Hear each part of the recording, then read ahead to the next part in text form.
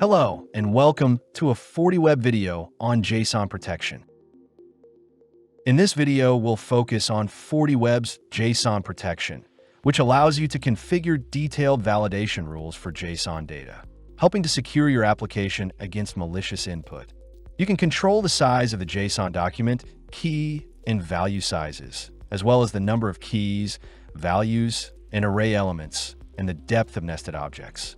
In addition, FortiWeb supports JSON schema validation, which ensure that incoming requests conform to predefined structures, enhancing the security and reliability of your API.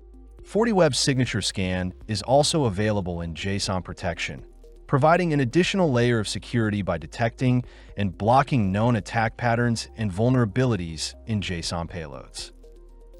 For example, let's say you have a RESTful API that accepts JSON payloads for user registration. The expected JSON structure might look like the example on the left.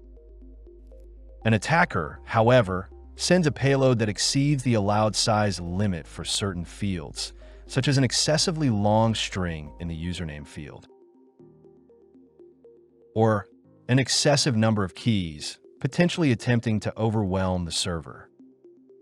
If the JSON payload exceeds the specified number of keys, FortiWeb will deem it a violation. In another example, let's say you have uploaded a JSON schema and it specifies the JSON structure like the example on the left. An attacker sends a JSON request where the email field is missing and an unexpected age field is included. When FortiWeb detects this schema violation, it can block the request and log the attack. To wrap up, FortiWeb's JSON protection gives you a powerful way to tighten API security. It lets you set strict validation rules, check against your JSON schema, and even block known attack patterns, so only safe, well-structured requests get through. Thank you for watching.